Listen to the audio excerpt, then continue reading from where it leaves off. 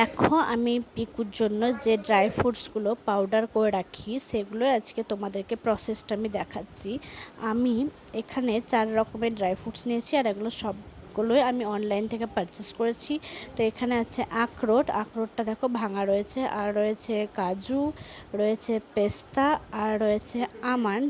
তো আমন্ড আমি মানে দেখো কড়াইয়ে আমন্ড দিয়েছি এবং সেটা একটু আমি ভেজে নিচ্ছি হালকা।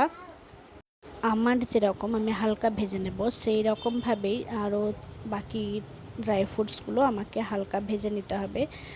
না ভাজলে ঠিকঠাকভাবে পাউডার করা মানে তৈরি করা যাবে না, বা পাউডারটা ঠিকঠাক হবে না। তো এরপরে দেখো আমি সবগুলো ভেজে নিয়েছি এবং একটা থালার মধ্যে আমি রেখে দিয়েছি। দেখো, তো ড্রাই ফ্রুটসগুলো আমাকে কিছুক্ষণ ঠান্ডা করে নিতে হবে। কিছুক্ষণ ঠান্ডা করে না নিলে মোটামুটি আধ ঘন্টা 1 ঘন্টা মতো ভালোভাবে ঠান্ডা হতে দিতে হবে।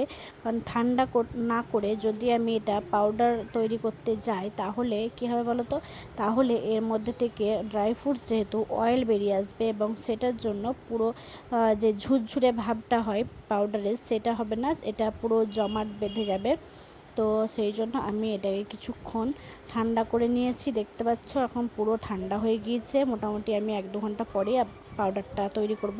তো এবার আমি এই ড্রাই ফ্রুটসগুলো মিক্সার গ্রাইন্ডারে নিয়ে সেটাকে পাউডার করে নেবো। তো আমি বেশি এটাকে ঘোরাবো না, জাস্ট 1-2 বার ঘুরিয়েই আমি ঠিক করে নেবো, কারণ যাতে পাউডারটার মধ্যে মানে সব ভেঙে না যায়, 2-1টা মানে হালকা হালকা মোটা মোটা দানাও থেকে যায়, যাতে মুখে যখন খাবে তখন মুখে পড়লে যেন সেটা ভালো লাগে খেতে। আমি মিক্সার গ্রাইন্ডার নিয়ে 2বার ঘুরিয়ে নিয়েছি এবং এরপরে দেখো আমার পাউডারটা কি সুন্দর হয়েছে না, জাস্ট দারুণ ঝুরঝুরে হয়েছে। এবং এটা আমি পিকুর জন্য ওটস বানাই, রাত্রেবেলায় পিকু ওটস কিংবা সাওয়াই পায়েস খায়, তো সেই জন্য আমি তখনই ওটস বা সাওয়াই যেটাই করি না কেন সেটাতে 1 চামচ করে দিয়ে ওকে মিক্সড করে ভালো করে মিক্সড করে খাইয়ে দিই। কারণ এমনিতেও কাঁচা বাদাম যেগুলো সেইগুলো কাঁচা ড্রাই ফ্রুটস খেতে চায় না, সেই জন্য ওকে পাউডার করে খাওয়াতে হয় যাতে ওর শরীরে সেটা যায়, সেই জন্য।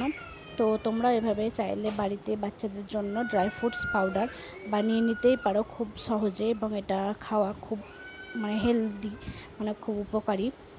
তো দেখো তোমাদের এই পাউডারটা মানে খুব ভালো হয়েছে না। আমি তো মাসে 2বার করে মানে এই পাউডার বানিয়ে নিই, 15 দিন 15 দিন করে 2বার বানাতেই হয়।